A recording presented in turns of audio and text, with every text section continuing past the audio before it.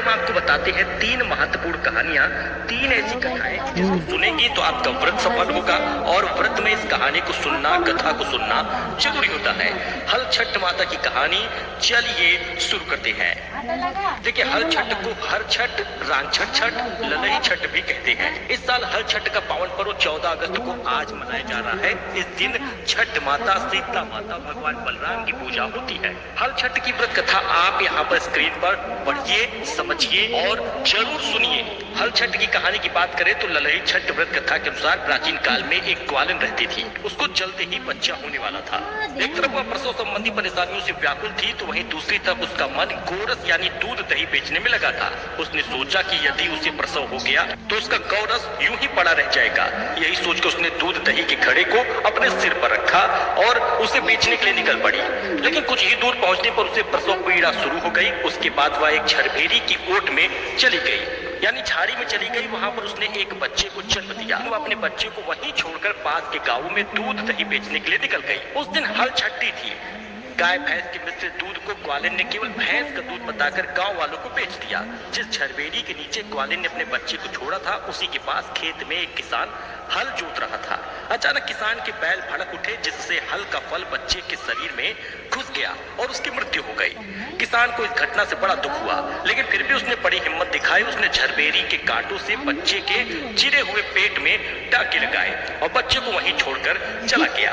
कुछ देर बाद ग्वालिन अपने बच्चे के पास पहुंची। बच्चे की ऐसी हालत देखकर उसको समझने में देर नहीं लगी कि यह सब उसके पाप की सजा है। वो मन ही मन सोचने लगी कि यदि उसने झूठ बोलकर गांव वालों को गाय का दूध न बेचा होता तो इससे गांव की स्त्रियों का धर्म भ्रष्ट न होता, कि बच्चे की ऐसी हालत कभी न होती। इसके बाद उसने प्रायश्चित करने का सोचा। ग्वालिन ने गांव में लौटकर सब बातें गांव वालों को बता दी। गांव की गली गली घूमकर अपनी करतूत, उससे मिले दंड के बारे में सभी को बताने लगी। जिसके बाद गांव की स्त्रियों ने उसे क्षमा कर दिया और आशीर्वाद दिया। गांव की स्त्रियों से आशीर्वाद लेकर जब वह फिर से झरबेरी के नीचे पहुंची तो आश्चर्यचकित रह गई, क्योंकि वहां पर उसका पुत्र जीवित था। तभी उसने स्वार्थ के लिए झूठ बोलने को ब्रह्म हत्या के समान समझा और साथ ही कभी भी झूठ न बोलने का प्रण लिया था।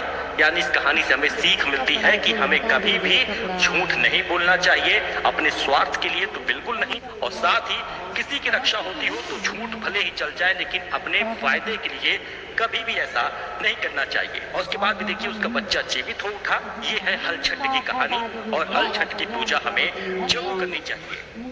राजा की कहानी भी बड़ी प्रचलित है। हर छठ की कथा के अनुसार एक राजा थे जिन्होंने जल के लिए सागर खुदवाया, घाट बनवाए, परंतु उसमें पानी ही नहीं आया। इससे राजा चिंतित हो गए। सोचने लगे कि अब क्या किया जाए। राजा ने गांव के पुरोहितों को बुलाकर उपाय पूछा। पंडित ने कहा, राजा उपाय तो बड़ा कठिन है, लेकिन अगर ये उपाय किया जाए तो उससे पानी अवश्य आएगा। राजा ने कहा, आप उपाय बताइए, हम अवश्य करेंगे। तब पंडित ने राजा से कहा, अगर तुम अपने बड़े लड़के या लड़की की बलि दे दो तो जल सागर में अवश्य भर जाएगा। ये सुनकर राजा बड़े चिंतित हो गए। यह देखकर पंडित ने कहा, हे राजन, यदि तुम अपनी बहू को यह कहकर मायके भेज दो कि तुम्हारी माँ की हालत बहुत खराब है, जाओ उन्हें देखाओ, तब ये उपाय किया जा सकता है। राजा ने ऐसा ही किया। यह सुनकर बहू बहुत दुखी हुई और सोचने लगी कि आज हर छठ के दिन यह कौन परेशानी आ गई। वह रोती पीटती अपनी माँ को देखने दौड़ पड़ी। जब वह मायके पहुंची तो उसकी माँ ने उसे इस तरह व्याकुल देखा तो चौंक गई। अब तो उसकी माँ ने कहा, अरे हमने कहा हम तो ठीक है। आज हल छठ का दिन ख्यातन की मेंढ लड़कन की महतारी करना नागे चाहिए, ना ख्यात मजावे चाहिए। तुम भला रोवत पीटत ख्यावत मंझावत कैसे आओ चली बाटू, जरूर कौन छल हुआ। उनकी पुत्री ने कहा, अम्मा हमसे तो कहा गया क्या कि तुम्हार होप जाए रहा है, यानी तुम तो खत्म हो गई हो। बहू की माँ ने कहा, बिटिया हम तो सुने हैं कि तुम्हारे ससुर सागर बनवाए हैं, वही में पानी नहीं आवत, कौनों का बलि 3 जात बाटे, तबे ऐसे तोरे साथे झूठ बोला करवा। मतलब इस प्रकार की गांव वाली भाषा में उन्होंने बात किया। माँ की बातें सुनकर बहू तुरंत अपने ससुराल के लिए निकल पड़ी। रास्ते में रोती पीटती हर छठ माँ की मनौती करती हुई चली गई। रास्ते में उसने देखा कि जिस सागर को उनके ससुर ने बनवाया था, अब वह जल से भर गया है। पुरैन पात्र लहरा रहे, वहीं एक बालक खेल रहा।